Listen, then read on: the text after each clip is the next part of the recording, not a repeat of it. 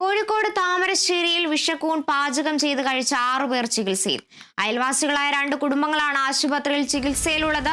വിവരങ്ങളുമായി റിയാസ് KMR ചേരുന്നുണ്ട്. റിയാസ്, വിഷക്കൂൺ പാചകം ചെയ്ത് കഴിച്ചാണ് ഇപ്പോൾ 6 പേർ ചികിത്സയിലുള്ളത്. എന്താണ് ഇതിന് കാരണം? ഇവരുടെ നിലവിലെ അവസ്ഥ എന്താണ്?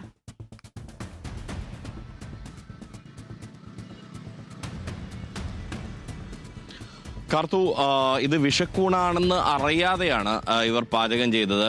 കോഴിക്കോട് താമരശ്ശേരിയിലാണ് ഈ സംഭവം. അതിനുശേഷം ഇവർ അത് പാചകം ചെയ്ത് കഴിക്കുകയും സാധാരണ പോലെ തന്നെ ഈ അയൽക്കാർ തമ്മിൽ ഈ പാചകം ചെയ്ത വസ്തുക്കൾ കൈമാറുന്ന ഒരു പതിവൊക്കെ ഉണ്ട് ഇവർ തമ്മിൽ. സ്വാഭാവികമായും അത്തരം രീതിയിൽ ഇത് വിഷക്കൂണാണെന്നറിയാതെ അത് കഴിക്കുകയും അത് കൈമാറുകയും ചെയ്തതാണ്. പിന്നീട് ആ ഒരു സംഭവത്തിലാണ് 6 പേർക്ക് ഭക്ഷ്യവിഷബാധ ഏൽക്കുകയും അവർ കോഴിക്കോട് മെഡിക്കൽ കോളേജ് ആശുപത്രിയിലും പ്രവേശിപ്പിക്കപ്പെട്ട ഒരു സാഹചര്യം ഉണ്ടായത്. പുനൂർ അത്തായക്കുന്നുമല്ലെ അബൂബക്കർ, ഷബന, സൈദ, ഫിറോസ്, ദിയ, ഫെബിൻ, മുഹമ്മദ് റസാൻ.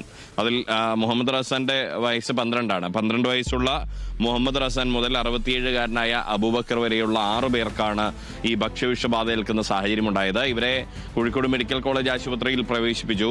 ആരുടെയും നില ഗുരുതരമൊന്നുമല്ല. പിന്നീട് ഇവർക്ക് ചികിത്സ നൽകി വിട്ടയക്കുകയാണ് ഉണ്ടായത്. പറമ്പിൽ നിന്ന് ശേഖരിച്ച കൂണായിരുന്നു ഇത്. അതാണ് പാകം ചെയ്തത്. അത് വിഷക്കൂണാണെന്ന് അറിഞ്ഞിരുന്നില്ല ഇവർ എന്നുള്ളതാണ് നമുക്ക് അറിയാൻ കഴിയുന്നത്. കാർത്തും, ശരി, കോഴിക്കോട് താമരശ്ശേരിയിലാണ് അറിയാതെ വിഷക്കൂൺ പാചകം ചെയ്ത് കഴിച്ച 6 പേർ ചികിത്സയിൽ കഴിയുന്നത്. ഇവരുടെ നിലവിലെ ആരോഗ്യസ്ഥിതി തൃപ്തികരമാണ്. റിയാസ് KMR ആണ് വിവരങ്ങൾ നൽകിയത്.